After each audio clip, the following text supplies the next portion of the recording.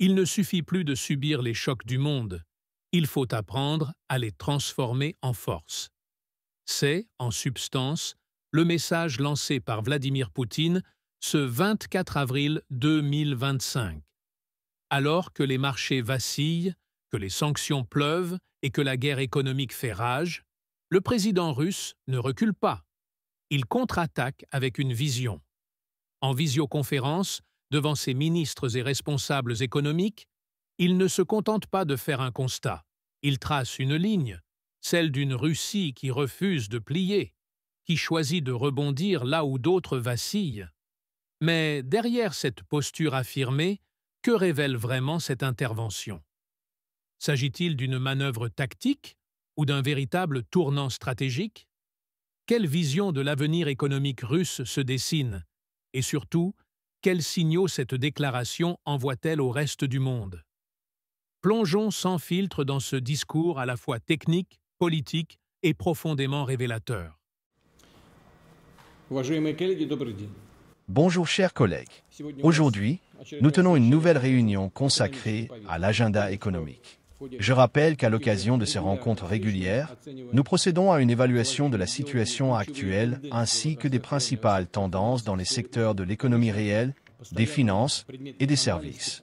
Bien entendu, une analyse permanente et concrète de la conjoncture économique est d'une importance cruciale. Elle demeure constamment au centre de notre attention, particulièrement en cette période où la situation économique internationale se complique objectivement, où les marchés des biens et des capitaux subissent d'importantes fluctuations en raison de l'intensification de la concurrence mondiale.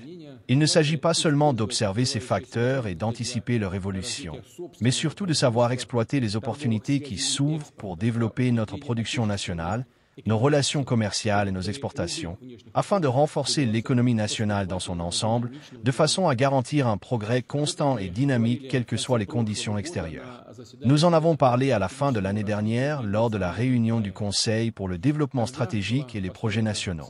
À cette occasion, un objectif clair avait été fixé, assurer une croissance économique stable tout en réduisant l'inflation et en maintenant un faible taux de chômage. Les données statistiques du début de cette année confirment la pertinence et l'actualité de cette approche. Comme vous le savez, le gouvernement, la Banque centrale et les experts s'accordent à dire que cette année, la dynamique du produit intérieur brut sera légèrement inférieure à celle de l'année précédente. En réalité, nous en avions discuté ensemble et nous y avons même aspiré. Nous avions évoqué ce que l'on appelle, dans une certaine mesure, un atterrissage en douceur, dans le but de préserver les indicateurs macroéconomiques et avant tout, de maîtriser l'inflation. En effet, sur la période janvier-février, la croissance du PIB s'est établie à 1,9% en glissement annuel. Dans le même temps, l'industrie manufacturière affiche une croissance plus soutenue, plus 5% sur les 2 premiers mois de l'année en cours. Cependant, l'inflation reste encore à un niveau élevé au-delà des 10%. Comme je l'ai déjà indiqué, il est essentiel d'atteindre un ralentissement durable de la dynamique des prix. Une attention particulière doit être portée au secteur du logement. Malheureusement, le nombre de nouveaux projets lancés par les promoteurs est en baisse. Ce constat exige, disons-le ainsi, une vigilance accrue, car le rythme de la construction a un impact direct sur l'accessibilité au logement pour les citoyens, et bien sûr, il se répercute sur l'activité des secteurs connexes, de la production de matériaux de construction à la fabrication de meubles et d'électroménagers. Nous nous étions accordés pour maintenir une surveillance particulière de la situation dans le secteur du logement, tout en accordant également l'attention nécessaire à plusieurs autres domaines. Le gouvernement a déjà pris un certain nombre de décisions à cet égard. Et aujourd'hui, je vous prie de faire un point sur leur mise en œuvre et d'indiquer quelles mesures supplémentaires seraient nécessaires. Je précise également que, selon le suivi de la sous-commission gouvernementale sur le renforcement de la résilience du secteur financier et de certaines branches de l'économie, c'est précisément dans le domaine de la construction de logements et d'infrastructures que la situation est la plus préoccupante. À cet égard, il convient de noter que le portefeuille de prêts bancaires diminue également depuis le début de l'année.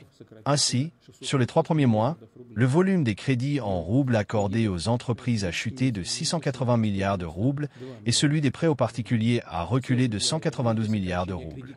Globalement, pour l'économie, cette réduction du crédit bancaire a été compensée par une augmentation des dépenses du budget fédéral.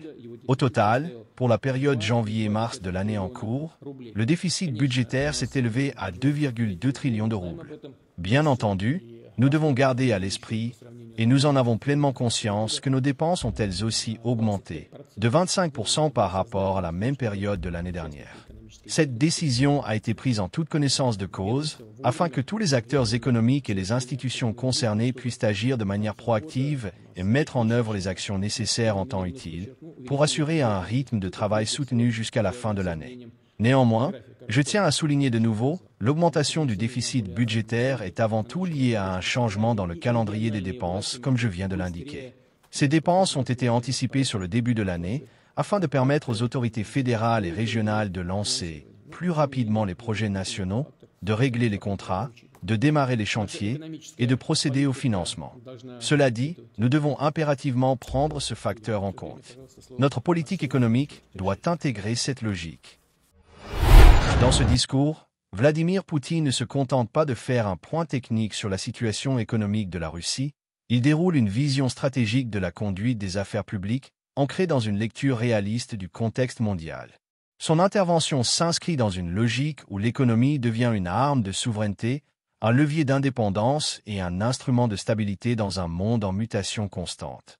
Le ton est mesuré, précis, mais chargé d'intentions profondes. Préparer le pays à naviguer dans un environnement international marqué par l'instabilité, les chocs concurrentiels et les incertitudes systémiques. Ce que révèle en creux cette intervention, c'est la volonté de ne jamais subir l'économie, mais de toujours la piloter. La Russie, selon Poutine, ne doit pas être un acteur passif des cycles économiques mondiaux, mais bien un architecte de son propre chemin, même lorsque la marge de manœuvre semble réduite. Sa lecture de la situation est fondée sur une lucidité froide. Les marchés sont volatiles, les tensions géopolitiques s'aggravent, les flux de capitaux se raréfient, l'inflation reste tenace. Mais cette description n'est pas alarmiste. Elle sert de socle à une stratégie volontariste.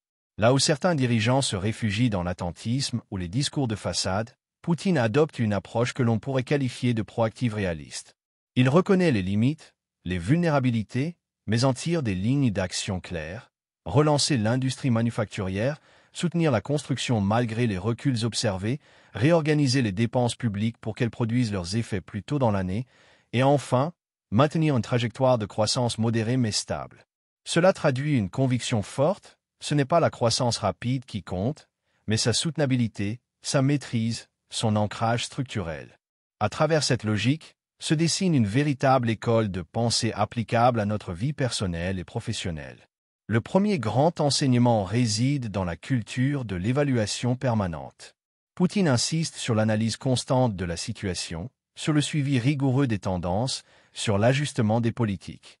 Cette capacité à diagnostiquer en temps réel, à lire les signaux faibles, à confronter l'intuition à la donnée, est essentielle dans toute quête d'excellence.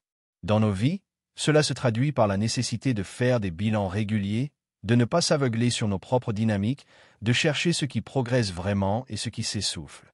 Le progrès ne peut pas être un hasard. Il doit être mesuré, interprété et nourri par une volonté constante d'amélioration. Un deuxième enseignement puissant concerne la gestion des ressources. Le gouvernement russe anticipe ses dépenses, modifie leur calendrier, accélère leur injection dans l'économie réelle pour maximiser leur impact. C'est une leçon de planification appliquée. Trop souvent, dans nos vies, nous laissons nos forces, notre temps ou notre argent se disperser selon le flux des jours. L'excellence suppose de maîtriser ces flux, de les canaliser vers des objectifs clairement définis, de bâtir un agenda qui serve la croissance personnelle, l'épanouissement professionnel ou la solidité de nos projets. L'intention doit précéder l'action. C'est la discipline intérieure, la clarté des priorités, la rigueur dans la mise en œuvre qui permettent d'obtenir des résultats durables.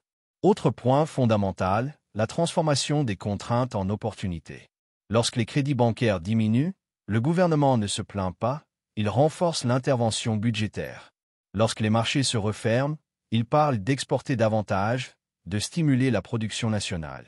Cette mentalité est précieuse. Dans nos existences, nous sommes régulièrement confrontés à des blocages, une relation difficile, un manque de soutien, un échec cuisant, une baisse de motivation. L'esprit d'excellence ne nie pas ses épreuves, mais s'en nourrit. Il développe une capacité de résilience intelligente qui consiste non pas à encaisser passivement, mais à réorienter, à inventer, à rebondir.